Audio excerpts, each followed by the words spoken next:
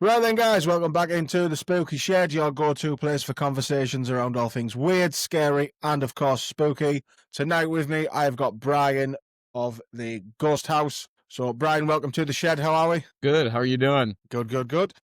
I need to stop doing that because I always talk to people before and we always get the how are yous out the way with, and then I do it again as soon as you start recording. I really need to stop doing that. I'm actually bad now. I was good the first time, but now I'm bad. It's just habit. I know. No, right, I get it. Right, I prepped you about half an hour ago on this, so I've not given you much time to think. So I always get my guests to leave something in the shed with me. So it can be something you love, something you hate. It could be a person, a place, a feeling, an actual physical object, whatever you like. What we're leaving in the shed, Brian? What have you got for me?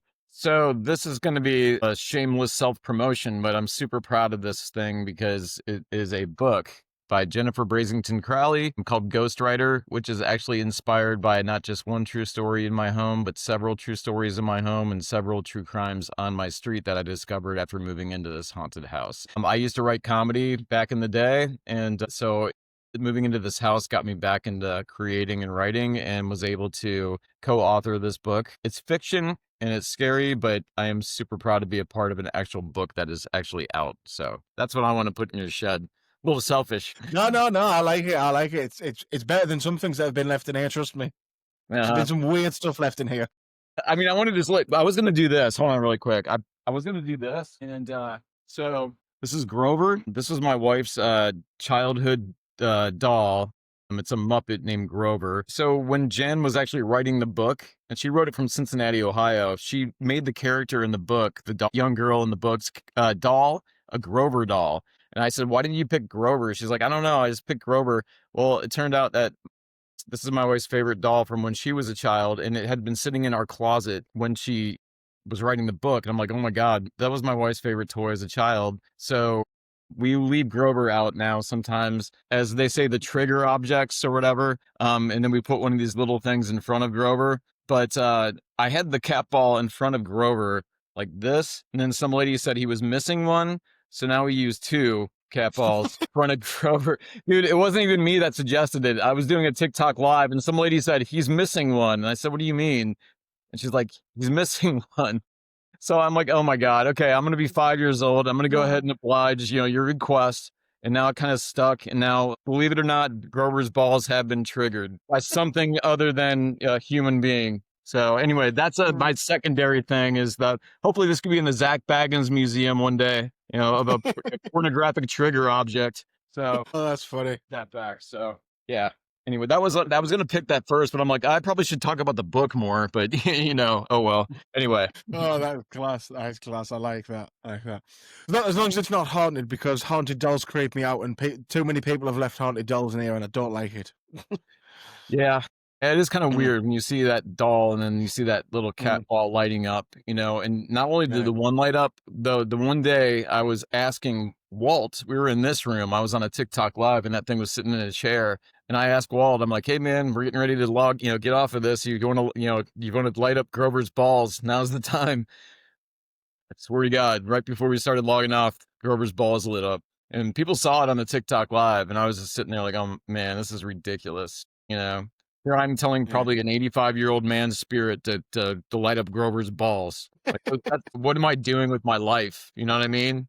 Anyway. It just goes to show you never know what tomorrow is going to bring. You don't. You don't. So, God. Anyway. Yeah. You want me to tell the story? Yeah. Let's just dive in. Let's just dive into it. I'm really, really intrigued about this. Okay. So basically, my wife and I have always loved older homes. We always wanted to have one, but just, it's always, you're like, I don't know, man, should we really buy this thing? It's old and it's a money pit, and there's a lot of truth to that. But we always wanted one, and we came across this house in Fort Worth. We had lived in Frisco, Texas, which is a suburb of Dallas, for a long time. Then we moved to Galveston, Texas for a year. Then we moved to Florida for a year. Then we moved back to Frisco, Texas, and then now we're in Fort Worth, Texas. So we've moved a lot in the past few years, and this is it. Even if a freaking demon ends up in this house, I told my wife I'm not moving again. Thank God no demons or anything like that. But I don't want to move. it's too much. But so when she showed me this house, like I was instantly like, wow, this is great. I walked in the door. This is before I knew any of the history, by the way. Hmm. And when you just walk in somewhere and you feel comfortable, it wasn't like deja vu, but it was more of a like, I told my wife pretty much, I'm like, I could see myself living here. I'm like, this is awesome. I'm like, this house had all the original bells and whistles from 1911, the original wood floors, original box beams, original doors, original butler pantry, original tub, original sink. I mean, just so many original details. The house is virtually unchanged from 1911 until the guy came in and flipped it in 2023. So we Yeah. just love that, you know what I mean? And so we're trying to take the house back to what it looked like in maybe 1912, and we're decorating a wise for the period and everything. So, but anyway, long story short, so we're in the house. Right after we moved in, almost instantly, my dog, who's a 10-year-old dachshund, would not sleep in our bedroom. He had slept in our bedroom in all of our other homes that we lived in. I've never had the pet issues where the people say pets are sensitive to things. Yeah, it's true. I've had it happen Yeah. with my 2 dogs in this house and my cat. And when it happens, it's something different than their normal behavior because it doesn't happen every day.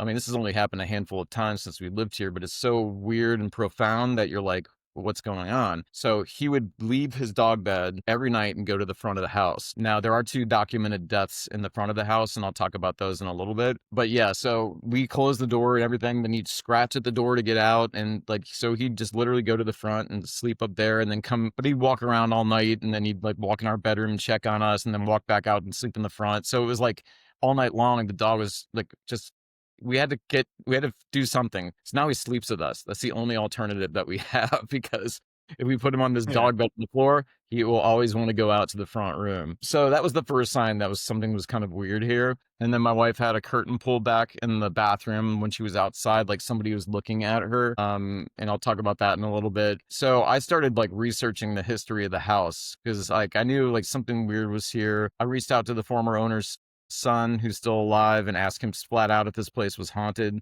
And I'll talk about that in a little bit. But yeah, so as I'm researching the house, that's when I came across the information of the 5 total documented deaths in the home from 2023. First death in 1914, second death in 1919, third death in 1977, fourth death in 2009, and fifth death here where I'm sitting in 2023. That's what we know. That's documented with the obituaries and the death certificates that are available. I Mm. document everything I tell you. So, I'll speculate on a few things that maybe the medium has said or the paranormal investigators have said who've been here 3 times now. So anyway, so once you find out like 5 people have passed away here, I was just like, whoa, this is a little weird. And like, because the things were happening. So then I'm starting to think, well, who out of these people, because you always say if somebody passed there, it might be their spirit. And Yeah. we've actually experienced that directly, that we know some people are here that had passed away here, but we've also had people that have had not passed away in the home, but are connected to the home, also make a visit and appearance on a couple investigations. And I'll tell you about that guy too. But anyway, um, so first, let me start with the stuff that's happened in the rooms. And it's like hard to. There's so much information. I try to figure out where I can start. So I'm going to start in the front of the house. And the Yeah. things Yeah. that have happened since we lived in the front of the house. So, um, let's see. I would say several months back now, my dog Molly, who is a rescue, we just got her last November. She's a sweet dog. She's like 4 years old. Actually, it's her birthday today. She just turned 5. But she was sitting in the TV room up at the front of the house, where my desk is, and it's my man cave basically. And she's on the Yeah. couch, and I'm on the couch, and she's looking over the corner of the couch, and she barks at something like in a really low pitch, weird bark, and jumps down and then goes out into the family room. Well, she wouldn't come back into the room. I was calling her. I'm like, so it was very odd. And she kept looking at the ceiling. She kept looking around, and she would kind of creep up to the door, but then she'd back off. And then she just left and wouldn't come back. She like went into the dining room, disappeared. And then she finally, a few hours later, did come back in. I was sitting in the same spot, and then she comes back in her same spot. But then we heard somebody whisper hi. It was clear, like, and it was like loud. And thank God she looked at the same spot I looked at, because if she wouldn't have looked at anything and I was like this, I would have been thinking I was hearing a voice or something like that. But she looked the same time I looked, and it was the same spot that she had barked at a little bit earlier that day. And we think that's where Harold might have passed away on March 17th, 1977, in that very spot. There was a weird energy in there. We've made some weird connections on some investigations with other people who passed in the house in that room. And they say, like, the medium said something about what's it called? A portal in this, Mm. actually, where I'm sitting here, like where this closet is. It's in this area, and then it goes to the other side where this is a closet now, but it used to be just a door that went straight from this bedroom into the family room. So Right. yeah, it's it was a weird thing that was happening last investigation over here with their equipment that they were using.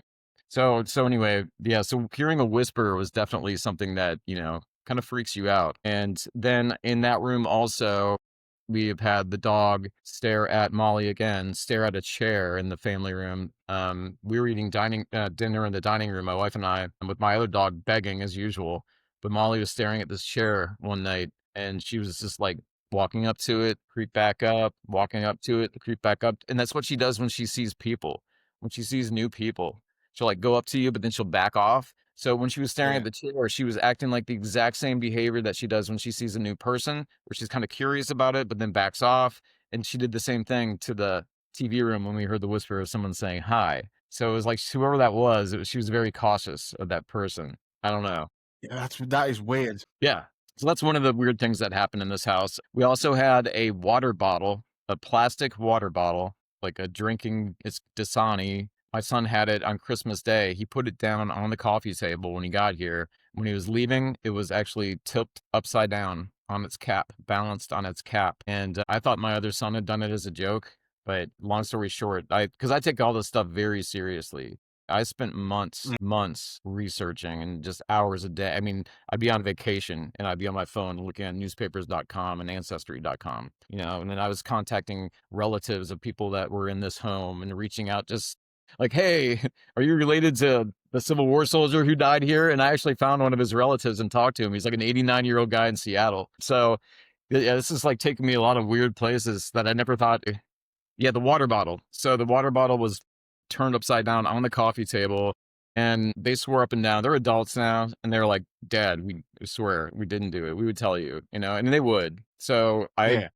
tell it now, and then I told the medium the second time she came to the home. Her first time here was in October, then she came in the spring. And when I was like, "Hey, on Christmas Day, just to let you know, this water bottle turned upside down," she's like, "Oh yeah, that was the elemental." And I was like, okay. It's the elemental, I didn't Mm. believe her at all about elementals. When she first came the first time, I didn't want the paranormal team to bring her really. I'm like, I don't know. I'm like, I don't know if I feel comfortable with like a medium because I don't know. I'm pretty skeptical of a lot of the medium stuff and not as much anymore after what she like nailed in the bathroom during the second investigation. And I apologized. I was like, okay, what the hell is an elemental? You know what I mean? Yeah. Yeah. So apparently, we have an elemental or like little people that play little pranks. And we do live on Comanche land here in Fort Worth. This was Comanche territory. So this actually was a history. It was a settlement. So there were settlements all over here, so they were Mm. homesteading with the Homesteading Act. And then the Comanche were attacking the settlers. So the Texas Rangers were created to actually protect the surveyors and the settlers from the Comanche. And then that's why Fort Worth is established as well to protect the settlers from the Comanche attacks. So yeah, all over this area there were settlements, and I don't know if there would have been a former settlement on this property. We've had a couple interesting spirits kind of come through that aren't tied to the house, so but seem to be tied to the land, and I'll tell you about those too when I get to the next room. So yeah, so with the water bottle turnaround, the dog thing, not staring at the chair, the whisper in the TV room, and then also, is there anything else I'm trying to think? Yeah, the people that passed away again in that room. The first person to pass away, his name was Harold Monroe. Harold was actually a former writer, um, and his first job was actually writing for the Fall River News in Fall River, Massachusetts. And he was born in 1905. So he must have been like 18, 19 years old when he was writing for the Fall River News. And if you've ever heard of Fall River, Massachusetts, it's home of Lizzie Borden. There's Yes. okay, so you know Lizzie Borden. Some people don't know, so I just Mm-hmm. always asked. But he actually saw Lizzie Borden as an older woman walking down the streets in Fall River, being taunted by school children, doing the Lizzie Borden took an axe and gave her mother 40 wax chant. Shit. Yeah, so it was just pretty wild. Like his first writing job, he actually Yeah. saw Lizzie Borden in the flesh, and he died in my family room. And there's no Lizzie Borden connection to this house, other than he Mm. saw her one time. You know what I mean? Or not, probably not just Yeah. one, multiple times, because he lived there. So, but he was fascinated apparently with the Lizzie Borden trial. So, I just thought that was kind of interesting too. And then he ended up writing for the New York Times. He wrote for the Denver Post. He wrote for the San Francisco Chronicle. Then he ended up here in Fort Worth, writing for the Fort Worth Star Telegram. He had a column called "It's Only Money" with Harold Monroe.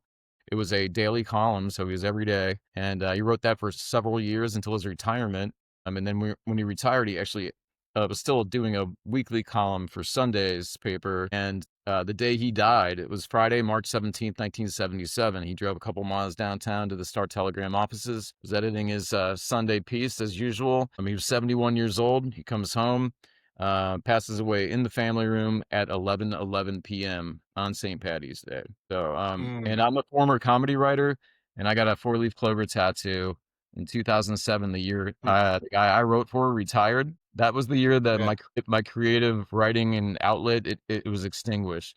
Moving to this home after finding out about Harold Monroe relit this fire in me, where then the obsession became like crazy obsession with I was trying to find out as much about Harold as I could, Mm. because I felt this like he brought me to this home to do something, but I didn't know what that was going to be. And I'm trying to still kind of figure out what this all is. I do know this turned out, getting me back Yeah. into writing again, but if I would have never moved into this house, this book wouldn't have existed. And I'll talk about the book towards the end. But anyway, moving on to It's the strange though, that isn't it? Like how, so like you say, someone that far back and then yourself, and like can almost be connected in a way, and like it's I don't know. It's like, is that coincidence or is there something that's making all that happen? Oh, it's not coincidence. Yeah. It's not. I would bet my life on it now. I'm like, I was always like coincidence. I'm like, yeah, there are a lot of coincidences, but when you have a coincidence after a coincidence after a coincidence after a coincidence, Yeah. dude, I've had so many coincidences in this home. When I tell you about the former Civil War soldier and my connection to him, and my connection to Viola Evers, who actually lived here and died in 1915 in Indiana. I have a connection with her. My wife has a connection with the state of Texas through a relation with Sam Houston. Yeah, I mean, but we were from the Midwest, but now we're down Yeah. here in this house, and we're finding some not only family connections and name connections down here, but some other connections like from people from Indiana, like in in Mm. Ohio. And like, yeah, it's wild. Like, why here at this house down? Why were they, I don't know. So, but anyway, but yeah, so moving on into the dining room, the medium said that there is a spirit of like a 5-year, we think it's a 5-year-old boy named George. So being a Gen Xer, I was calling him Boy George. I thought it was so funny. Mm. And but now, like, we call him Curious George because apparently he likes to sit there and dangle his legs over the chair and just observe the room sometimes when he comes and watches. He doesn't do anything other than observe, apparently. But he was like from the 80s and 1850s in that time frame. And so obviously this house was built in 1911, but the settlements go back way, earlier than that on this land, that there were settlements all over the place. So we Yeah. don't know if this would be a kid that's attached to the land, or like attached to the furniture. The piece of furniture he does sit on is from the 1830s, a chair from the 1830s. And I've heard that too. A lot of people are like, well, you have a lot of antiques. Maybe you're bringing something in with the furniture or something. I don't know. Maybe. Say I'm not a paranormal investigator. So I don't really, Yeah. this has kind of made me kind of speculate a lot of things that I normally would never even think about. Because now I try to figure out, like, I feel like a detective, and I'm trying to figure out the case and solve the puzzle. And I know probably you'll never be able to solve the complete puzzle, but I think the more you investigate, and the more you uncover, and a lot of times it's relative to what you found out about by studying the history of the location that you're at. Do you know what I mean? Yeah. Yeah. Definitely. Yeah. Yeah. So George he's in the dining room. The dining room, other than that, we've had on the second investigation, the team came in, and I say team, it's a husband and wife from Burleson, Texas, and a Mm. medium from Denton, Texas. And they don't have social media. They go all over the place. They just do it for the love of doing it, which makes me feel even better because it's like they don't have, social media to promote, you know what I mean? They're not like, it's nothing like that at all. It's for the true love of actually finding out the history and trying to figure out what's going on in this house. And that's why I love them so much and that's why I trust the medium a little bit more too. She's not like, Mm. hey, $20, I could tell you a little bit more about George. You know what I mean? Yeah, yeah. If that's gonna happen, man, I'm gonna be like, "I'm out. You're done," you know?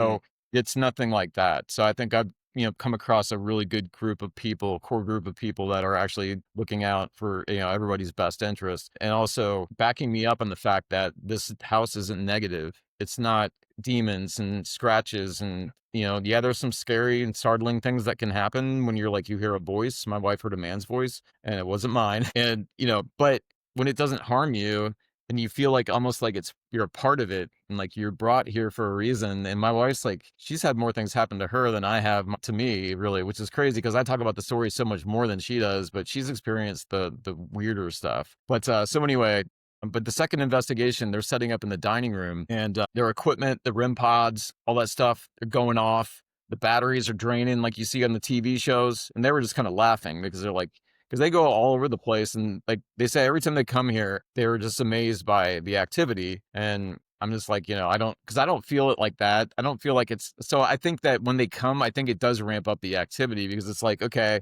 we can kind of communicate with this goofball this guy right here a little bit, but he's not sensitive like the others are, I don't think. So I Yeah. can actually help communicate with those, like especially the medium, right? But I don't have Hmm. that. I don't think I have that sense. Maybe I'm a more of a draw, and they can use me to do things, but I don't.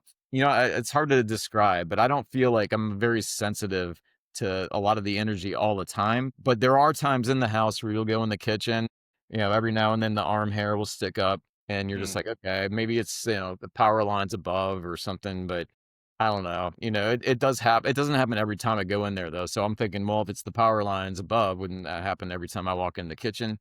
And it doesn't.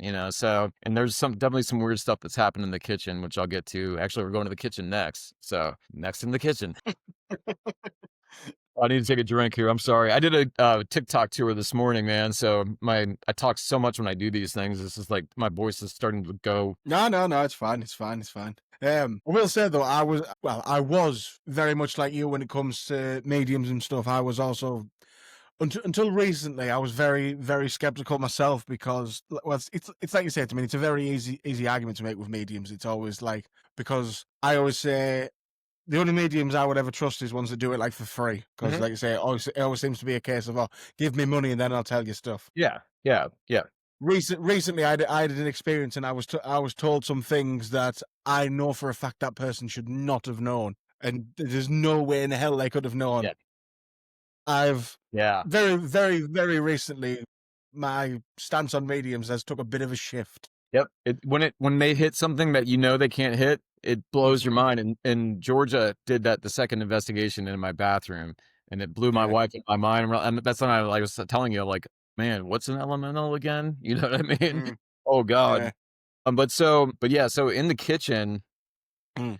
no, nobody passed away in the kitchen to our knowledge, and I don't know if that even really matters. I think that in this house, they can go from room to room. I don't think they're trapped in any room, honestly. Martha does like to spend more time in the kitchen, and not to sound like a stereotype, but Martha lived here from 1957 until her death on Halloween. She passed away on Halloween, remember, in the family room, 2009, and she loved Halloween. We're actually doing a live Mhm. investigation Halloween night to try to make some contact with Martha because I think she would probably like that.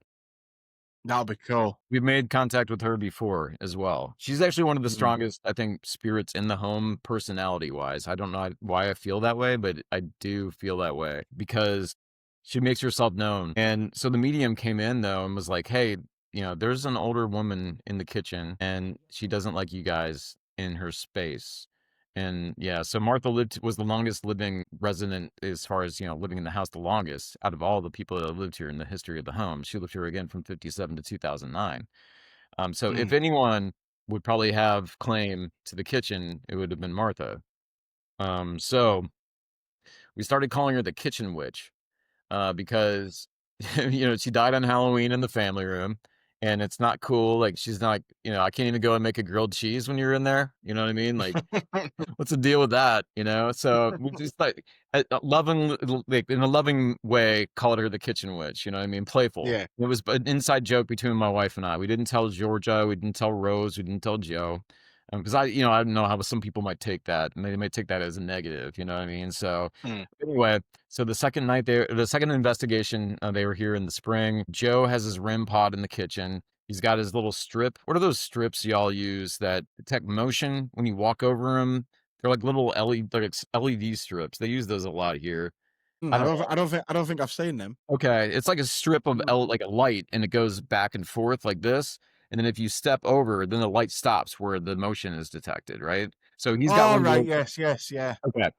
He's got Yeah. one of those in the kitchen, and then he's got the REM pod by the back door. Mm. So my wife and Georgia and Rose are in our bedroom with the spirit box, and then it says the witch is here. It said the witch is here. And as it says the witch is here, the stuff in the kitchen, the REM pods, like the strip thing stopping in certain locations. Joe's just sitting there like kind of laughing, like, what the hell is going on? But yeah, it was at the same time the spirit box said the witch is here. And then my wife was like, wait a minute. We call Martha the kitchen witch, and they didn't know that. So we're like, Yeah. yeah, we call her the kitchen witch. And it was almost like Martha was like saying, hey, I'm here. I can do some stuff. Mm. It's cool. It's all in good fun, but it was just kind of a playful back and forth kind of banter. But I still don't, when we go in the kitchen to this day, man, I'll be like, hey Martha, I'm gonna make some soup, man. So don't get me, like stuff like that. Just I sound like Kevin McAllister in Home Alone. Hey guys, I'm Yeah. upstairs. Don't come and get me. It's like, I mean, that horrible like acting. But anyway, like, yeah. So it was pretty interesting for sure. And then there's also supposedly a residual spirit in the kitchen at Viola Evers, the one I talked about. This is Viola's bedroom. Actually, she was an original person in the home in 1911 with her husband William. They had a daughter Mispa, not together. It was her previous husband's child. They got divorced. She came down to Texas, married William, and William adopted Mispa. Then Viola dies in 1915. She dies in Indiana, though, not here in the house. So she had colon cancer. So when she went up Right. to Indiana, she had, like, basically, I think she knew she was going to die. Probably said goodbye to her mother or her husband and her daughter, and then went up, took the train to Indiana, stayed at her sister's house. And 2 weeks after she left here, she passed away at her sister's house. But then she's buried in Anderson, Indiana. And dude, as a kid, and I used to go to my cousin's house in Anderson, Indiana, all the time to visit my cousins because my aunt and uncle met at Anderson City College. I got married, Mm. had a family, and raised a family in Anderson, Indiana. Literally, just only sold the home a couple years back. Yeah. I've been to Anderson so many times, and I was just like, what a weird little town. Out of all the towns Mhm. in the United States that this lady could have been from. So I feel like a little weird connection with Viola somehow. And I talk Mm. about her a lot. And we think that, yeah, the reason she might be the residual haunt in the kitchen is we think that she came down here for a new life from Indiana with her daughter, a new husband, and then unfortunately came down, had cancer, and then it killed her, and then the dream was over. After she died, believe it or not, William kind of unadopts Mizpah. He goes his own way. She gets adopted Fucking by a hell. family. Yeah, like, yeah, it's so you like learn stuff like that when you read all these articles and you start putting things together, and yeah, you kind of, it's like, but yeah, the town connection was definitely a weird one again. Now Viola's Yeah. uncle, go ahead. No, that's what I was just going to say. It's just another really strange connection that you just have to this house somehow. It's really, really bizarre. And you definitely should be some sort of detective, man. The amount of research and information you've found out here is crazy. Thank you. Wait until I talk to you about the true crime stuff, man. I haven't covered that yet. When we found that out, I'm like, where the hell did we move, man? It's just like Nightmare on Elm Street, but it's such a beautiful neighborhood. Like all the homes in this neighborhood are from the 1890s to the 90s, pretty much. They filmed Yeah. television shows and movies in this neighborhood, man. It's like it's a picturesque, old-fashioned looking neighborhood, but there's such a history of darkness that it's like when you uncover that, you're like shocked to find out, but because it's not like that anymore. Even though there was a recent Yeah. crime that was horrible, it was an isolated incident. It's usually like a family incident or somebody It's not usually some random guy. You know what I mean? So, but anyway, Yeah.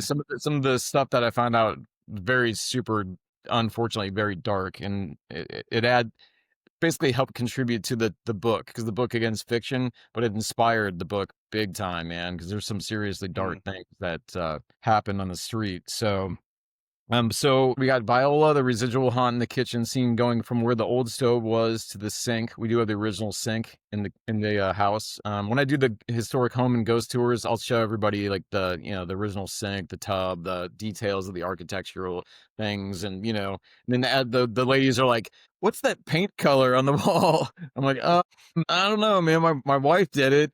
And I'd have to ask my wife, and then now I know. I'm like, that color on the wall is Thunderous by Sherwin-Williams. I'm like, color over here is Accessible Beige by Sherwin-Williams. I'm like, I should get Yeah. endorsed by Sherwin-Williams for God's sakes. At least give me 10% off or something. But anyway, yeah, it turns into this whole like no ghosts, and everyone's just asking about the furniture and like, oh my god, like. Anyway, I should do maybe a separate like fashion or designer tour or something. You know what I mean? Like, Yeah.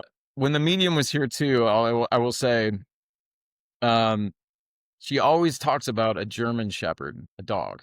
Sees it every time she's here, always talks about it, and I'm like, "I don't know of any German Shepherd here." I mean, this house is from 1911. There's so many people that have lived here. There've been so many animals that have lived, in this home over the years that I'm sure at some point there was probably a German Shepherd, or at least around. We do know there was a German Shepherd next door that used to be a menace that passed away before we moved into this home, but I don't know if it would be associated with that. I think it would be more associated with something in the home or somebody, you know what I mean? So, Yeah. but keep that in mind. So I always had this in the back of my head that we have like a spirit of an animal, a dog. Um, well, I told you my dog wouldn't sleep in my bedroom. That was the first thing that happened in this house. So he has to sleep in our bed every night or he will go to the front of the house. So he's in bed like normal. My other dog's in her cage. She stays in the cage, thank goodness. So she's cool with that. It was her little safe spot. So she was in her cage. My wife's out of town. It's like in the evening. I go to turn on the porch light. And as I turn it on and turn around to walk back to the bedroom, I hear the nails of a dog on the wood floors like behind me. So I'm like, well, okay, wait, my dogs are in bed. So I like turn around really quick and I look and there's nothing there. So I was like, I didn't really know what to think, man. Your mind doesn't really process that at the time because I'm like, wait, that might be wait, that's my dog. It has to be my dog. My dog's in the bed Yeah. though. Did it jump down? Did it get behind me? It would, yeah, it made no sense because I would have heard my dog jumping off the bed coming into the kitchen from the get-go. But yeah, so I go into the bedroom because I'm thinking like he might have at least fallen off or something, but no, he was asleep on the bed, and then the other dog's asleep in her cage. And all I thought about, man, was that German Shepherd. I'm like, God. And so I called my wife. I'm like, I think I just heard that German Shepherd that George is always talking about. And that's the only time I've heard that noise in the kitchen like that. It's happened once. It's not happened multiple times. It was just on that, weird night. Like I said, things just kind of get weird sometimes, man, and things happen. You never know when it's going to happen. So that's pretty much the kitchen. Let me see. Any questions about room so far? No, I'm trying to take everything in, but what you've just said there then about hearing a dog behind you has just confirmed that. Well, I've won the argument that I've been having with my wife because she wants to get wood flooring down in our house, and that's been one of the reasons why I don't want to, because you're more likely to hear things on a wood floor. So I've You always said do. no. Yeah. Yeah. You definitely hear it, man. Like, I'm going to so stick to carpet. yeah, that's smart. Smart. But yeah. So anyway, so yeah, so that would be the kitchen. Mm. Now the backyard used to actually have a house back there, a small apartment kind of house. It was the servants' quarters. So Yeah, yeah. when we say servants' quarters, we're not talking slavery. This would have been in 1911. It'd be more like it is kind of indentured servant in a way, like if you ever saw the movie The Help, like, it's not like they were Yeah. usually best buddies, but I'm sure there were people that had good relationships with the people that worked in the home too. So it Mm. wasn't always a negative thing per se. Sometimes they became part of the family. So, but Mm. the servant's name was Frank Wise, who lived in the back house. And I wish that house was still standing. It's gone now, but we're going to do some, the one of the paranormal investigators, Joe, has a metal detector, and so we're gonna go out and we're gonna go hopefully not pull up a bunch of coffins. Yeah.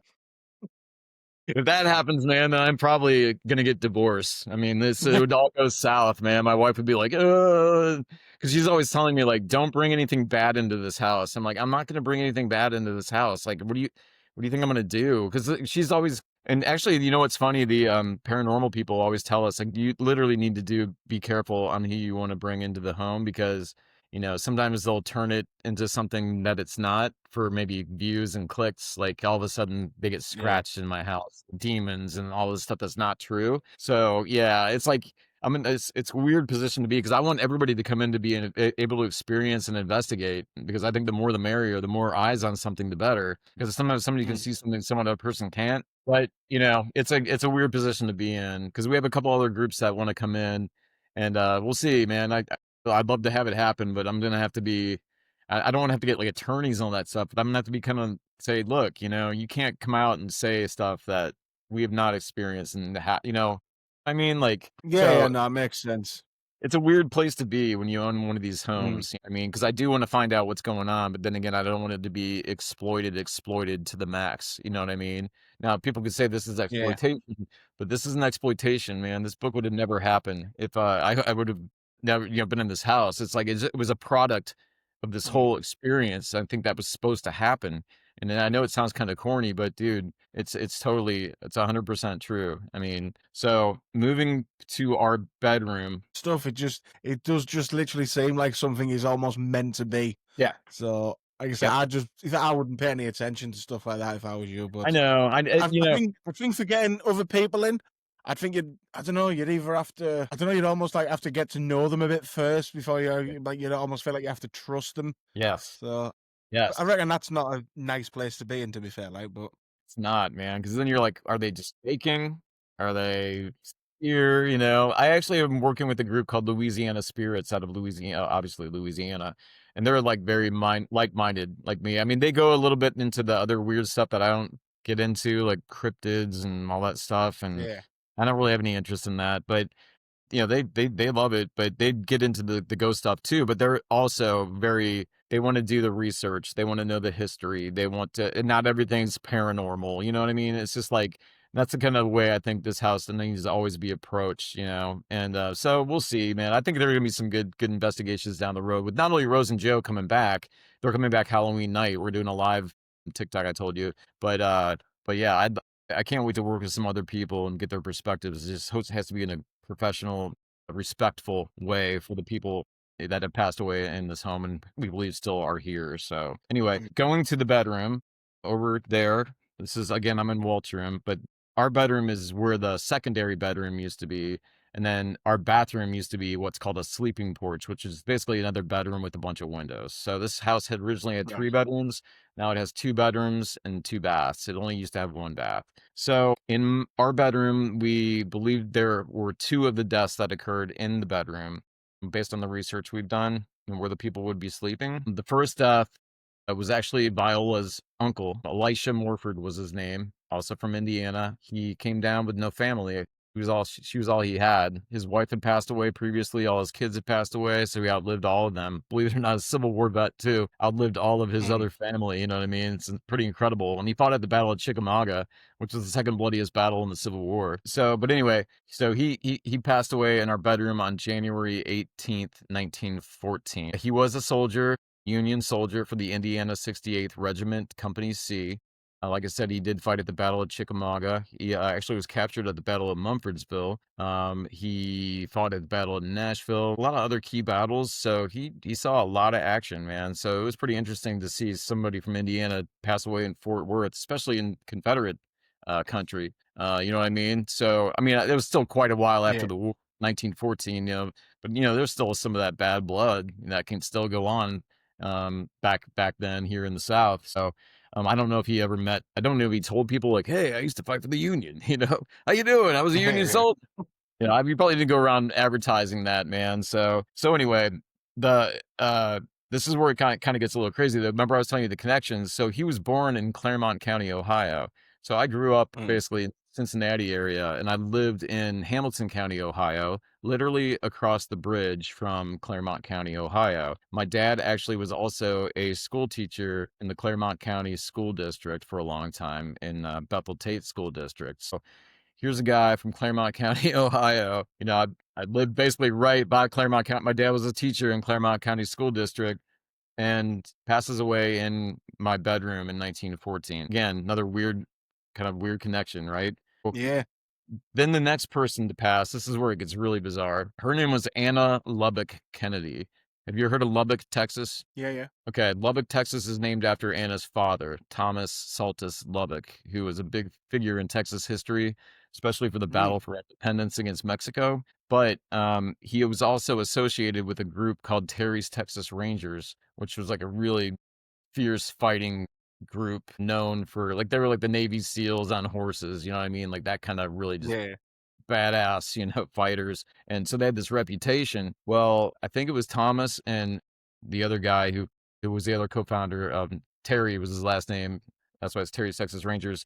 They actually offered Terry's Texas Rangers up to Jefferson Davis to fight for the Confederates during the Civil War. And so he was thrilled to have him. And guess who they fought? Terry's Texas Rangers fought Elisha Morford's Indiana 68th Regiment at the Battle of Chickamauga, No. which was the second bloodiest battle in the Civil War. Actually, the Yeah. Union lost that battle. The Confederates won that battle, but they also kind of lost because they lost a lot of men during that battle. So that they ended up losing the war. But anyway, it Mm. was a really bad, bloody battle. Like it was a horrible battle. And then they also fought his unit at the Battle of Nashville. I don't know if like there are any others, but those two I definitely know for sure. It's kind of why, and Thomas Lubbock actually didn't really command them though. He commanded Terry's Texas Rangers for one day. After I think Terry or whoever passed away or whoever was commanding at the time didn't command anymore, they gave it over to Thomas Lubbock. And the next day he died of like typhoid fever or something like that in Nashville. So he never saw any like Mm. real action in the Civil War. But again, his group, did fight Elisha Morford's group. So I want a picture of Elisha and I want a picture of Anna in my bedroom looking at each other, Yeah. facing off, like an angry Yeah. looking picture. No, I don't think that'd be a good idea, man. My wife's like, don't do that. Like, if I find that, I'm gonna put that up. She's like, no, that would bring in this bad energy, and it'd be funny. I mean, it might not end well, like, but it would be funny. But again, it's just there's just so many crazy connections with this house. This is blowing my mind. It's crazy, man. When people like Yeah. finally like really real, I mean, so some people I don't think can even like listen to the story because there's so much involved. I understand, and I talk a lot and I go Mhm. off on tangents, but I have to because there's so much information I want you to hear because I get so excited about Mm. telling the story because it's so incredible to me. You know what I mean? So Yeah. that would be the two people in the bedroom. Now we don't think like I've never really felt or Anna, like nothing. Like we've never made any kind of Mm. contact with her. It doesn't seem like we've made any contact with any of her family that lived here. Now this would have been her son-in-law and her daughter's bedroom that I'm sitting in too, Ed and Helen. That it was Ed and Helen Smith. I know that from their actually when I saw the death certificate, it's signed by Mrs. like Ed Smith, so it was Helen that actually signed it. She died at 11:05 p.m. or 35. It was close to midnight, so it was almost December 27th, but it was the day Yeah. after Christmas too, which is like so we have a St. Patrick's Day death at 11:11 p.m. We have a Halloween death in 2009. I shouldn't be I'm not laughing like that. It's just I'm laughing at the December 26th death. So I'm like, God, I'm nervous for Easter this year that I might drop of a heart attack or something in the kitchen, man. There's a lot of like significant dates and everything. It's just I don't know. Like I say, I've made a friend through doing this, and like his favorite one of his many favorite catchphrases is that he doesn't believe in coincidences, and I've started to go down that route now, and like hearing this has just made me believe it more because there's no way in hell all of this happening. And like I said, and leading to you being there Yeah, is all by chance. Like there's right. definitely so many connections here. I It got just another one blows too. I my got another one I'll tell you about. This is another town connection in Ohio, which is weird. Actually, I'll tell you about that now before I jump into what has paranormally happened in that room. mm. So there was a guy that lived here in 1920 named Harry Hagerman, and Harry was arrested at this house. He must have been renting a room out. I have the article for like swindling somebody in like a scam in Kansas. So the article is like Kansas oil man arrested in Fort Worth home. So I looked into Harry Hagerman. I'm like, who's this guy? And well, Harry was born in Springfield, Ohio, and he's buried in Springfield, Ohio. My dad moved from Gordon, Nebraska when he was a little boy to Springfield, Ohio with my grandparents, grew up in Springfield, Ohio, graduated from Springfield High School. I would go to Springfield, Ohio all the time to see my grandparents, and my grandparents are buried not at the same cemetery, but at another cemetery in Springfield where Harry Hagerman is buried. I don't know what the hell that's about. I don't know. I don't think I have any relation to this guy, but Mm. again, so we have Claremont County, Ohio, we have Anderson, Indiana, We have Springfield, Ohio. I mean, you just keep getting these little weird, connections in these little weird towns. Again, like I'm supposed to be here for a reason. I don't know. Maybe it's to figure out all their stories too, and maybe they want me to pass along something to somebody else at some point. Like, I don't know. I feel like I'm Yeah. being kind of used, man. It's weird. It's totally weird, but it's like, yeah, there's another thing with Elisha Morford. So here's a crazy one too. Is this like you have a time limit on this podcast, man? Or like, I mean, I don't want to go on for like 5 hours, but is it like, No, no, no, no, no, not really. I mean, I like to keep them about like maybe hour and a half tops, because I think that's okay, when the file gets too big and I have to put it out as 2 parts. okay, all right. So I'll try to like make it like a little. I'll scale it down, man. So Elisha Morford. Anyway, I'm working with a lady in Orlando, Florida, because my wife's cousin, is friends with this girl who works with the police down in Orlando. She's like a forensic, like ancestry type finder of things for try to crack cold cases. So I Yeah. had her like looking up stuff because I wanted to find the picture of Elisha Morford and Anna Lubbock Kennedy. So I'm like, hey man, can you try to do some research and find out, because she's got access to some databases I don't have and stuff. And she's like, yeah, I love doing this stuff. And so she found out a few things, but nothing really I hadn't found. But then she calls me out of the blue and says, you're not going to believe this. I'm like, what? She's like, well, I'm working in this unrelated case. Apparently somebody's building a home. I'm not sure if it's in Florida or where it's at. I think she just doesn't work in Florida, but they were digging a foundation and they found a skeleton. And so they did DNA testing on the skeleton, and guess what name came back to the skeleton? Morford, Morford. So she calls me up and she's like, I don't know if this is related specifically to your Morford, but that's not a really Mm. common name. And the name on this skeleton just came up as a Morford. So I'm like, oh my God, is Elisha Morford trying to get me to like contact Karen's cousin to get to Jill so she can do the forensic work to solve a family crime or something? So we're waiting to see if there's any connection with the Morford thing. If that's true, dude, that's going to really blow my mind. So I'm looking forward to seeing what she finds to see if there's any direct connection to the Morford family. You must have a wall, deal with all like photos and bits of string and everything connected to each other. I don't know how you can keep up with all this. Yeah, it's a lot. It's a lot, but I have a passion for it. And it's like almost like I'm telling you, Yeah. it's like being fed to my mind and it's like ingrained in my mind. So it just rolls out the tip of my tongue. And then when I do the ghost and tours and stuff, it does help me kind of get in focus to the meat of the story, and I say it over and over and over again, so you just keep Yeah. you're learning by repetition basically. But yeah, so the stuff that's happened in the bedroom, my wife did hear a voice of a man. It said hey. That's the third hey that's been caught in that room. The paranormal investigators caught a hey whisper the first time, a hey whisper the second time, and then my wife heard a man's hey in her ear. She thought it was me. I was in the front of the house watching television. Scared the crap out of her. Like she woke up and there was nobody there. And she did say it Mm. sounded like me. That was kind of like, well, that's kind of weird. But anyway, she could have been dreaming, but it's never happened in her life before. Another weird thing that's happened in this house has never happened anywhere else, right? So, but and then we had a TV turn on in there by itself with my wife. My wife actually was in the kitchen one time when a dog bowl started wobbling on the floor. Again, my wife was in this room one time and the TV shuts off 2 times, which you have to hold the power button down for 2 seconds to power the TV off. My wife. And so I told you she likes the curtains pulled back looking at my wife. I'm just Yeah, like, that's creepy. yeah, I just heard a high, and I've experienced some weird dog behavior. We get a lot of those cat ball things popping all the time, sometimes in an intelligent fashion when I say certain names. Yeah, but and then other than that, like in the bedroom, I mean, the medium did say there was a spirit of a man, an older man in the bedroom. We wouldn't know if it would be Elisha. She said it's a Mm. grumpy old man, but I don't know. Again, people are saying, well, why would you have to see? This is what I'm trying to figure out. I always ask, like, why, if I died in this room, why would I want to just stay in this room? Right. And Yeah. I don't know. Like, it doesn't make sense to me. Like, couldn't I go anywhere in the house or whatever? But I almost feel like even if they like weren't here in the house, me talking about this stuff and talking about these people that have the connections to this house, it almost is like they hear you and they like know you're talking about them and they're coming to check it out and see, what I mean? It's like they know. Yeah. It's the only way I can explain it because we've had the connection we had with that kid Ray Roberts who accidentally unalived himself on a train track across the street in 1914. There's a connection with him in this house, and I'll tell you about that when I get to the bathroom spirits, which we're talking about now, actually. But yeah, anyway, the bathroom, the curtain pulled back, Ray Roberts thing. Let me just go ahead and tell you about Ray real quick. Yeah. So when the paranormal investigator Rose was here the first time, she was on the spirit box in my bedroom floor, and the name Roberts came through, plural. And we didn't think of anything at the time. I wasn't thinking Ray Roberts or anything like that at the time. It just and I didn't even hear her. She recorded it and she sent me the evidence, so I didn't even see it happen when it happened. So she didn't know. I don't think the whole Ray Roberts thing either. But then when the medium started saying, well, there's the spirit of a male that's in the bathroom that likes to look out the window. And we're like, okay, well, somebody was looking out the window at my wife because of the curtain pulled back.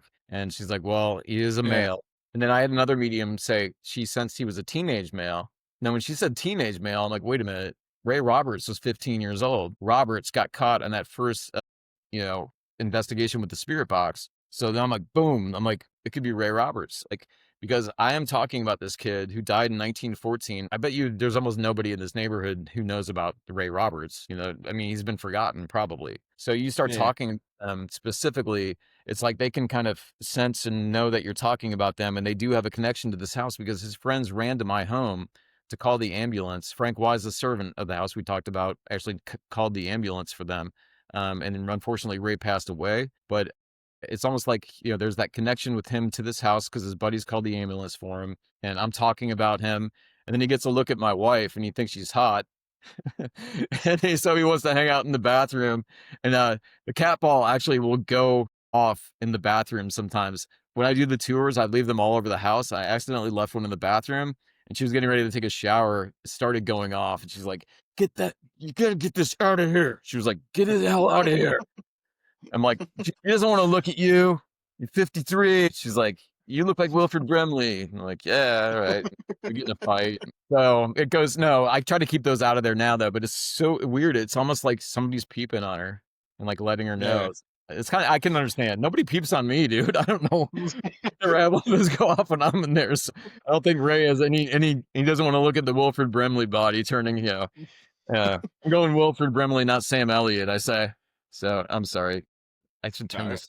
My phone was muted. Let me stop that for a second here. So anyway, so that's basically the bathroom, and then the medium story in the bathroom. This is where like it really kind of blew us away because the second investigation, we're sitting back in the bathroom, the medium standing in a certain spot where a bed used to be because the bathroom used to be a bedroom, and she kept saying the name Doreen. Dorene or Dore, I don't know how you spell it. And we didn't know any Doreen, and she kept saying it's bad. She's sick. It's really sick. And she has heart issues and blah, blah, blah. Well, we did remember that our neighbor had told us that Walt had been taking care of a friend named Dolene, not Doreen, Dolene. So yeah, when he told us like, yeah, her name was Dolene, she lived back in that room and she had terminal cancer and she was on hospice and was not treating it. And she did have 1 or 2 open heart surgeries. Yeah, and then it turns out that when Georgia was sensing that, she was standing in the exact spot where the bed used to be, where Dolene slept. So Dolene wasn't even her name. Dolene was her middle name. Her name was Glenda. It was Glenda Right. Dolene Prim. They called her Dolene just as a nickname. So this medium would have had to go to my neighbor. This isn't like on Google. You can't find any of this stuff. I can't even find barely anything on her now. You know what I mean? So you couldn't like he would have had to gone to she would have had to gone to my neighbor and like have him tell the story of Dolene and said, all right, let's make up something and get Brian really good. You know what I mean? It's like, it was crazy. So after she almost hit that directly, then, like I said, then I was like, I probably should be listening to some of the things that she's saying a little bit closer. And I apologized to her for actually not really believing a thing that she had said earlier on. And as this is honest with her, you know what I mean? And she wasn't like, she was cool with it. I mean, she understands. It's crazy. I mean, sometimes people are just like, there's no way this is real, and Yeah.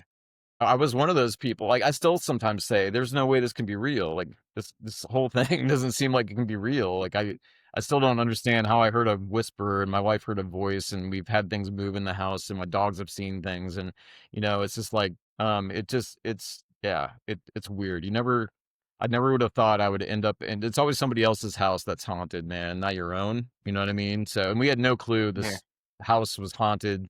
We had no clue that there were 5 people that passed away in here, other than 1. I take that back.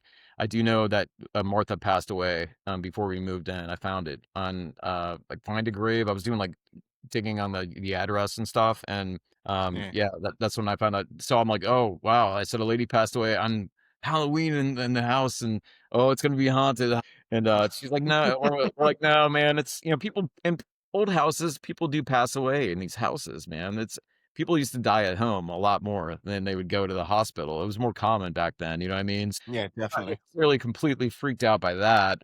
Now, if there was somebody that unalived themselves with a rope in the house, that would be a little bit different. And the medium said that there was somebody on the property that was unalived with a rope.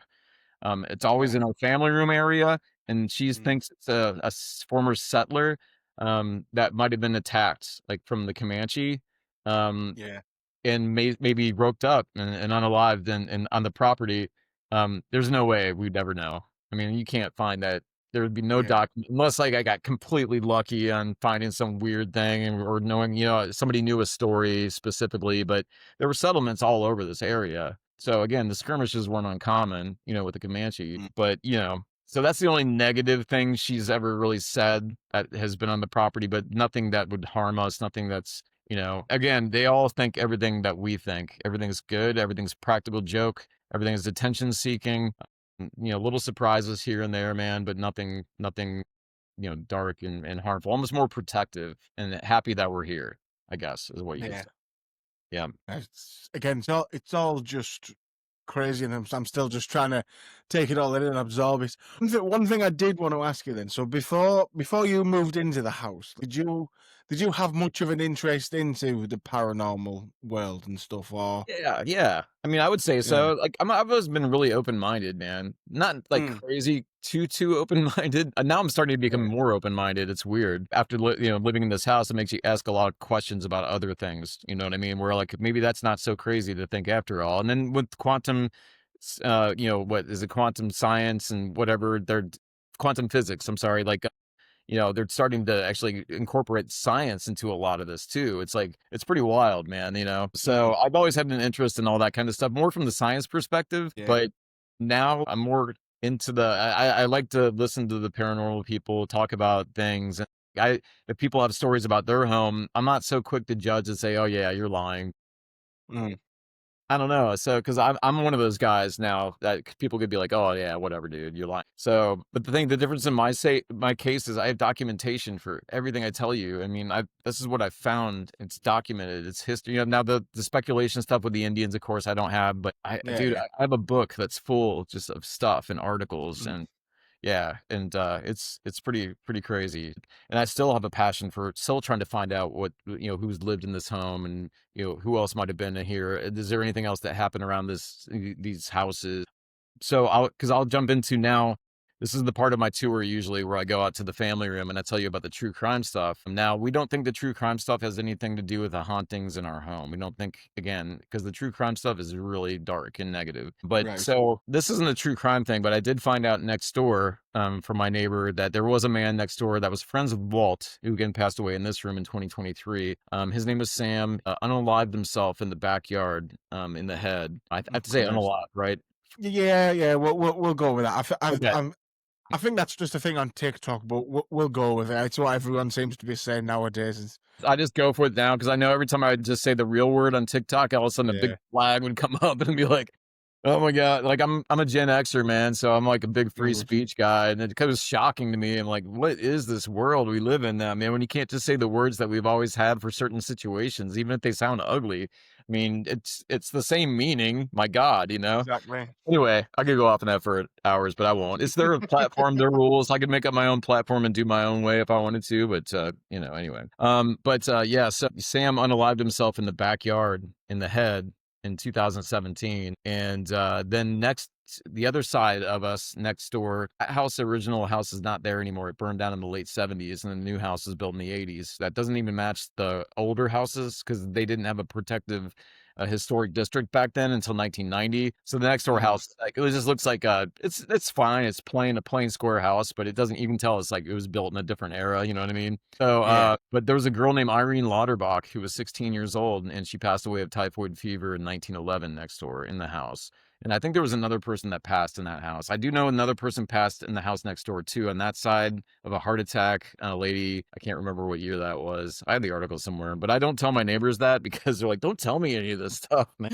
And I'm like, if you want to know, I'll tell you, but I'm not going to come up and be like, "Hey, dude, what about that triple murder? You know, yeah, in your family room in 72. No, I'm not gonna do any of that kind of stuff to people. That's why it's also kind of weird finding these things out because I don't want to like if people don't know that this happened in their home, like I don't want to be the one to expose it. You know, like I don't know. Yeah, yeah. I really try to respect my neighbor's privacy as much as possible, but I still want to. I'm still compelled to tell the story for some reason, so I have to be careful and balance it to be respectful. And then like that's why like in the book we just decided to go completely fiction and we changed the names, we changed the street names, to try to protect the people that are actually involved in the true stories. But Mm. I do tell the true story behind the book. So I'll just but it's not the book, that's for sure. But yeah, so and then two doors down, I found out I read this article when I'm doing the research on the house that this I call him a kid, he was 18 years old and he was living with his father at his grandmother's house. And it was 1998, I believe in March. And he unalived his grandmother with his bare hands. And Jesus. that was in the upstairs. And they found satanic symbols in his bedroom, but they don't know if it had anything to do with the unaliving. I think he was on drugs, probably stealing money. Then grandma cut him Mm. off, caught him, kicked him out of the house, and he probably just went ballistic and did that. But there actually Fucking was a hell. history of dark satanic worship in the neighborhood in the late 90s, early 2000s, according to a neighbor I talked to named John, who actually came over to my house to tell me all his stories about history. And, like, he's got some stories that are even like, man, dude, yeah, there's so much bad stuff that's happened in this neighborhood over the years. Like then you go back to the people who are like, well, is it cursed? And I'm like, I don't think, I mean, Mm. I'm like, I don't really believe in curses, but then I start thinking, I'm like, man, maybe there is something to that curse thing, with the Comanche, because there's been a lot of bloodshed. And we also live 4 miles from Hell's Half Acre, which was it's not there anymore, but it was a brothel. They had the saloons. It's where the cowboys basically go Yeah. and then it was a very violent area, and that was like 4 miles from here. We also put that in the book Ghost Rider, Hell's Half Acres mentioned. But anyway, so let's see. Where am I like where am I going with this? What Mm. was I talking about? I'm 54. My mind. What Well, we're on to the true crime bits now. The guy who. Yes, okay. True crime bits. So anyway, yeah, so that happened in 1998, two doors down. A few houses down from that one and across the street in 1999, there was a double unaliving. A couple in their mid to upper 60s. Again, hands, bludgeoning, very violent, never solved. So yeah, that's like you just go out my house and then walk up the sidewalk and cross the street and it's right there. It's like Fucking literally hell. this stuff is all like super quick walkable, and it's like that's how Mm. close it is to the house, which is like that's why I was telling my wife, I'm like, what, did we move in like the worst block in the neighborhood or something? But this one's really bad. So then I find out this article in 2020, this girl 12 houses down from me, a 4-year-old girl, was actually unalived by her mother with the knife to the throat, dumped her in a trash can, and said the reason that she did it was because she heard a voice saying that if she didn't do it, something worse was going to happen to her daughter, which is like, what could be worse than what you just did to your Yeah, like that's that. she put her in Man. the trash can, and then called the police, called 911, and said she was missing. So then they come over, and apparently I think they had dealt with her probably previously with Child Protective Services. She's obviously had schizophrenia or something, man. You know what I mean? But yeah, then she admitted it. She said she heard a voice saying that if she didn't do it, something worse was going to happen. They took her to the trash can, and that's a tough one, man. I don't like even walking by that house. My hair on my arms goes up. They used to actually still last was it Mine literally just have. yeah. I don't like that. No, it's horrible, dude. It's Yeah. horrible. And I asked I my think neighbors about it. I asked my neighbors about it. I'm like, "You got I've your number heard in the that story before. You may have. It probably got on international news, man. I mean, it's Yeah, I'm sure I've heard that before. yeah. Well, that's 12 houses down from mine if you've seen that story. Yeah. So Fucking again, hell. going back to the what is going on in this neighborhood, and it's not just my street. It's the street behind Mm. mine. It's the street behind that. I could tell you more and more and more, and I'm not gonna go into that. But yeah, it's like it's almost overwhelming, and you're like, well, but it's such a beautiful neighborhood, man. So But anyway, that's I think that pretty much covers most of the stuff. I think we've pretty much gone through that we've had happen in the home. Yeah. That is well, I'm almost lost for words, but I kind of am. Yeah. Oh, dude, I That get is just sometimes I tear up when I crazy. talk about it, man. Like it's Yeah. pretty heavy. If you really, a lot of people are so cold nowadays and they're so hardened to this stuff. Mm, And I think if you just take a deep breath and you literally just focus and think about what just occurred with this girl and her her extended family and her grandparents. I mean, it must have been the most absolutely horrific thing ever. So, I hope someday if this thing starts selling a lot, I would be able to actually mm. establish a scholarship fund in the little girl's memory and her name to try to turn something positive out of all this negative. You know what I'm saying? Yeah, So that'd be cool. hopefully that would be I would love to be in a position like that in life where I could just be like, Mm, hey, let's do a scholarship for her, you know, maybe see if I can help them in any way. I don't know, man, yeah. but woo, that yeah. So, but I was like, again, like where do we live? Because the neighborhood is not like that. It's like you walk out and you're like, man, Mm, this is like a movie set. It's beautiful. It's like, Spooky Hollow, with the Halloween around here is amazing. Everyone decorates. There's a huge party. Everybody's so friendly. Typically, everyone's cool. It's like, so yeah, I don't know, man, but it inspired the book basically by Jennifer Brasington-Crowley, because I told my son, I'm like, man, this sounds like a movie or something. You know what I mean? And yeah. because I was like, what do I do with all this information? And I think that's what Harold wanted to do, is he wanted to set this all in my lap, and then like you got to figure out what to do with it. But like I said, Mm, it got me back into creating. It got me back into writing. It got me to contact Jennifer, who I hadn't talked with in 30 years, to pitch her a crazy project that we had no idea what it even was. Like I had no plot. I had a basic kind of idea, but mm, because I wanted to write a true story, like I just told you, I wanted that to be the book. But it's like, when you just put out something like that, and it's like people probably aren't gonna even pay attention to it really. So she's like, and it wasn't enough information to put in the whole book. So she's like, let's mm, take it the historical fiction horror route. So we'll sprinkle all your true stuff in it, but we'll make it the Conjuring style, or we'll go freaking hardcore to it's yeah. Shining and the Amityville Horror, and like all those books that we loved, and movies we loved. I love the movies. I don't read books, honestly. We're working on an audiobook now because people like me who don't read. Mm. Actually, I read the book. I did. And if I lived in the house that is described in this book, dude, I wouldn't live here at all, of course.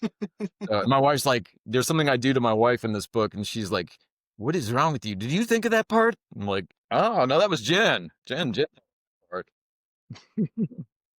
No spoilers. No spoilers, but a lot of bad stuff happens in the book. It's not a feel-good book. It's dark. I'm Yeah. like, if we're gonna write a horror novel, man, let's go for it. Let's do some really, really dark, gross, not over the top.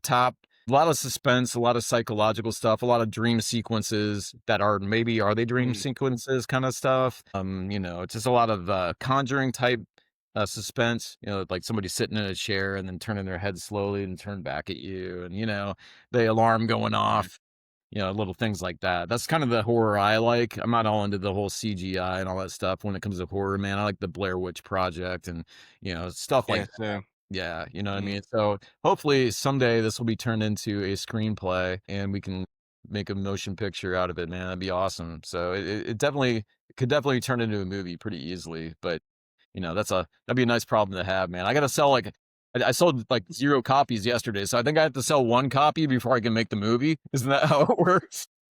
I think so nowadays. Yeah. Hey man, how many copies did you sell? I sold 2. You ready to make the motion picture? No, so I have to like sell the book, right? So that's my job now, is promoting the book, Mm, because that's how I'm going to make money from here on out. We have like 6 or 7 books planned. I already have the second book outlined, but again, I got to focus on the first book and get that out there first. So coming on podcasts like yours is fantastic, because not everybody's into horror and stuff, but I think a lot of people like the story too, even if they're not yeah. necessarily the horror about it. So I don't care if you buy the book. I just want you to know that if you do read the book, or about the book, how much time I Mm, took to make sure that there's certain things in this thing that had to be in there. And, working with Jen to still give her the freedom of writing what she wants to write in her style. Again, being her first horror novel and my first book I was ever a part of, let alone a horror novel, it was kind of interesting. because it was way out of our wheelhouse, dude. I think we put it together really well. I think it for a first book, freshman effort, I think it's pretty hard hitting. And I think the more we do it, the better it's going to get. So when people read, I always encourage them to leave a review on Amazon, but honestly, an honest review. So that way I can look at it and just be like, analyze it and just see where I can maybe get better for the next book and then better for the next book and better. Cause this is new to me, man. Like, so I want it to be good and get better, not to just be status quo and make it something different and interesting and cool. And I think the formula that we have here, it's an unfortunate, weird formula to have. But it's a haunted house and, true crime scenes all in the same block, basically, in the book. And then the next book will be a haunted house and the true crimes on that street in the book. I already found the true crimes, unfortunately, on the street behind me. So basically it just goes from street to street, so yeah, it's a weird formula. It's an unfortunate formula, but I think it's unique. I really do. Yeah, it's a really, I was going to say a really cool idea, but I suppose it is an idea, but like I say, given the fact that it's actually happened as well, then Yes. that makes it even more interesting. I mean, I think I'll definitely be checking the book out when I can. I mean, I've got a kid who's 1 next week, so I don't get much time to read at the minute, but I Yeah, will once you get the definitely. audiobook done, man, maybe just like wait for the audiobook. It's gonna be it's Yeah, so maybe. cool. The narrator I hired, her voice is fantastic, man. And my son's doing the audio engineering. He's a musician, and so he's Oh, got all the nice. equipment. And we're gonna do an audio design for the book with sound effects, and we're gonna incorporate real REM pods going off in my house into the book. The Oh, whispers that'll be went sick. out in the house that we caught. We're gonna put those in the book, and we're gonna pan things on speakers, little door slams, little jump scare kind of scenarios, man. So we're gonna really try to make it something more special for it, and just the monotone voice of the guy just reading the stuff with no inflection, and you know what I mean. So Yeah. it should be cool, man. So I hope people enjoy it. Like, yeah, I'm excited about it. We're starting like. I think she's getting ready to start recording I think today or tomorrow, man. So it should be a few Mm. months out, but yeah. So wait for that one. Yeah, that'll You're, be cool. you're reading, man. I do find that quite funny as well. The fact that, like, say you've like co-wrote this book and you used to be a comedy writer, but you don't read yourself. Yeah, that's why I said we're That's perfect. brilliant. And she hates scary stuff too. I didn't tell you that. She actually said Yeah. no to writing this book at first. She's like, I don't like paranormal stuff. I don't like scary stuff. I don't want to write this. And Mm. I'm like, no, you have to. You don't understand.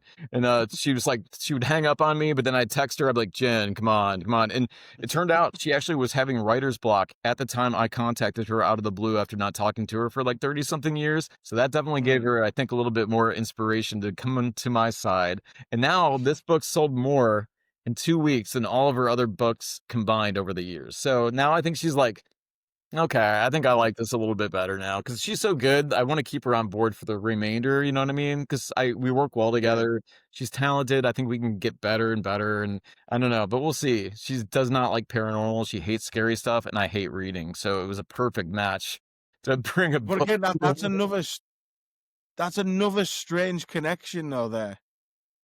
Say the fact that you haven't spoken for so long, she's got writer's block, and then you come to her with this idea, and then Yeah, like you said, now that's just blown up completely. The whole thing's just crazy. Like I it is. just this is all just meant to happen. Yes, yes, Yeah, absolutely, man, absolutely. yeah, So definitely. that's my It is story. cool.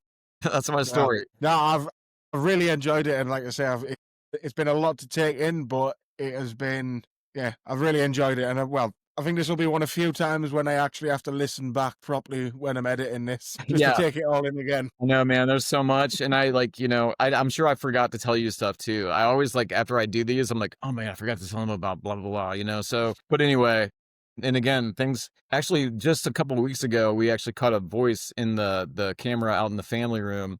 The cat ball is going off on the couch, and then all of a sudden, Mm, about 8 seconds into the video, somebody talks directly into the camera, and it's two syllables that ends in an A, and it's like. And it's like literally mm, right into the camera. So that's the first time we've ever actually had somebody like speak directly into the camera like that we have. Now the yeah, paranormal investigators, they had the whisper that they caught on their equipment, twice, but that was their equipment, not our camera. So mm, that was a first. And then the voice of a man coming through, that was a first. So there are some things that have happened that are always firsts, you know what I mean? So I just don't want to see a first full-bodied apparition standing at the edge of my bed smoking a cigarette at like 2 in the morning. yeah. No, fuck that. Yeah, and then, we have a Victrola. I always play on my tours. It's a 1917 record player, like a Victrola. Mm, So I always open the Ghost tours playing a song, on the Victrola. It sounds so great in the house because it's just like, they had one of those at some point. yeah, But definitely. so like so my wife said she was kind of mad when I brought it in. She's like, "What did you get that?" I'm like, "I don't know, man. It's just it's cool. It's like it fits in this house, and it came with a bunch of old records." And she's like, "If I hear that thing go off overnight, I literally will divorce you." She had that dead serious face, man.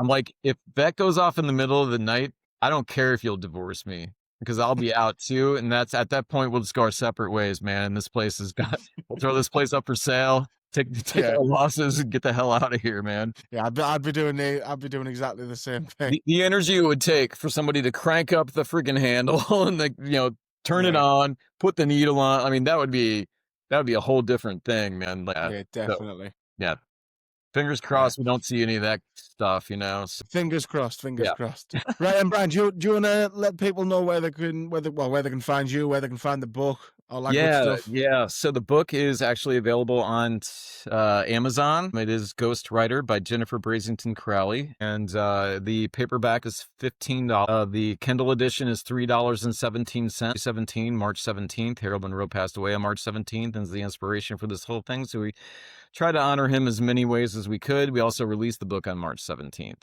So, and Nice. then in the book, the Alexa goes off at 3:17 a.m. Plays songs from 1911.